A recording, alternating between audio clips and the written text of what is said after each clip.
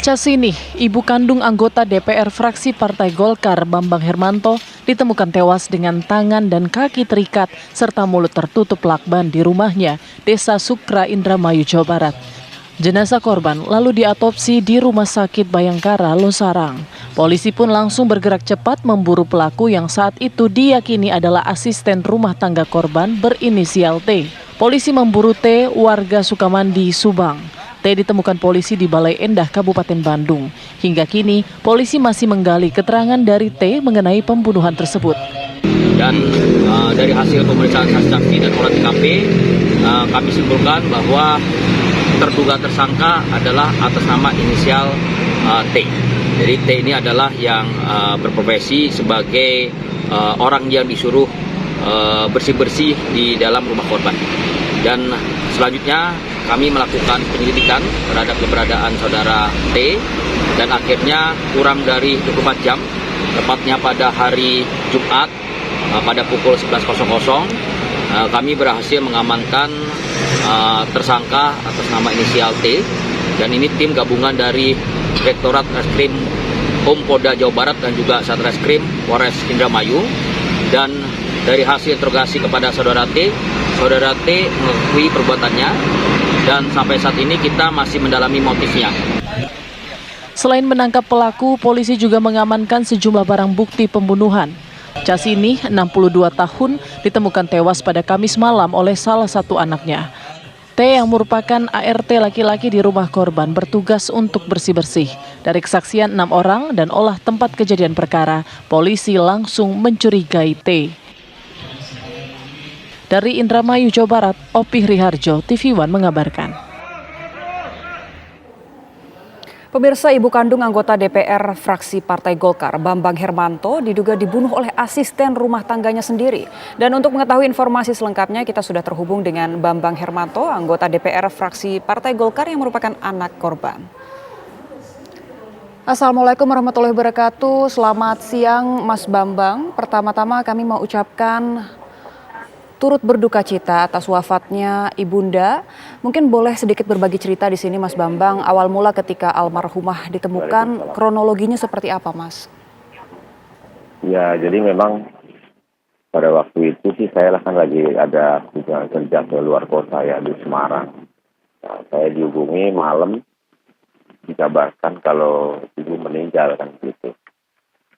Nah, setelah saya lihat fotonya, saya pikir ibu ini jatuh dari jatuh di kamar mandi kan gitu, ada lebam-lebam. Ternyata foto itu kan banyak. Saya tidak berpikir kalau itu ada karena ketidakwajaran gitu. Saya pulang lewat darat gitu kan jam 10, jam 11 lah kurang lebih, saya ditelepon lagi adik saya itu, dia bilang gimana itu mama mau diapain kan gitu. Kenapa ya, nanti besok kan dikubur, saya bilang gitu kan. Nah, itu kan ada yang tidak wajar katanya, tangannya terikat, kemudian mulutnya juga disumpel kan gitu. Saya baru cek lagi fotonya, ternyata memang benar kan gitu. Akhirnya saya pada waktu itu langsung telepon Pak Kapolres, gitu. Kapolsek juga untuk menyampaikan bahwa ada kematian yang tidak wajar gitu. Akhirnya pada waktu itu sambil jalan pulang saya ke rumah jam 2 kurang lebih lah. Di rumah sudah ada pimpin Nafis, Pak Kapolres juga sudah ada. Kemudian selang beberapa lama Pak Dirtum juga Polda Jabar hadir di sana. Nah, kemudian olah TKP sampai subuh lah kurang lebih itu. Subuh itu baru selesai. Selesai kita bubar jalan, dan siang harinya kurang lebih jam 11 lah. Itu saya dikabari bahwa pelakunya sudah ditemukan. Begitu Mbak kira-kira. Oke, Mas Bambang, ini kan polisi sudah menetapkan tersangkanya adalah T, ART dari almarhumah sendiri. Nah, awal terbongkarnya seperti apa? Apakah memang keluarga sudah ada kecurigaan sebelumnya? Ya, jadi kan mungkin polisi bekerja cari informasi dan data dari semua kan gitu. Dari hasil cerita, adik-adik saya juga dimintain keterangan, kemudian juga ada rekaman-rekaman voice note ibu saya yang memang setiap hari itu kan mama saya itu selalu komunikasi kan, itu nanyain kabar.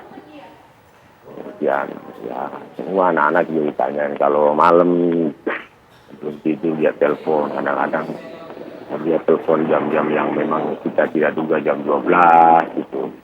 Jam telepon juga kalau jam-jam 3 itu udah pasti tuh telepon, bangunin, ayo sholat gitu.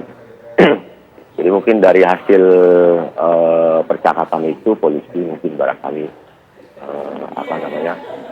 Baik. menyimpulkan bahwa itu memang pelakunya kan. Oke, Mas Bambang, tapi sebenarnya ART ini sudah bekerja berapa lama dan selama ini sikapnya seperti apa sih, Mas? Saya kan memang yang tidak banyak di sini gitu ya. Ada 2 adik saya yang memang selalu standby di sini dan selalu ngurus kan gitu. Ngerawat ibu gitu, perhatikan. Memang setelah Lebaran itu kan tidak ada pembantu yang lama itu pulang gitu, tidak balik lagi. Jadi nanti setelah Lebaran itu ibu sendiri di rumah. Tapi kalau pagi ya ada adik-adik saya, terus malam juga memang kalau pas ada kesempatan adik saya juga menemani di sana begitu. Nah, jadi persisnya memang saya tidak tahu persis ini T ini seperti apa gitu, karena memang ini dianggap sebagai orang baru. Baik, tapi untuk motifnya apakah sudah diketahui, Mas Bambang? Ini artinya apakah selain pembunuhan, apakah ada harta benda juga yang turut hilang, diambil oleh T ini? Jadi kalau barang-barang berharga sih memang yang disimpan oleh ibu itu terakhir setelah olah TKP kita cari gitu kan, ternyata masih ada. Tapi ada handphone, kemudian cincin yang dipakai oleh ibu yang memang pada waktu dipakai itu memang yang tidak ada, yaitu yang kita cari. Apakah itu disimpan di tempat lain atau memang itu menjadi salah satu barang yang dibawa oleh pelaku. Baik, terima kasih Mas Bambang Hermanto, anggota fraksi DPR RI, fraksi Golkar. Kita sama-sama berdoa agar jenazah almarhumah Ibunda diterima di sisi terbaik.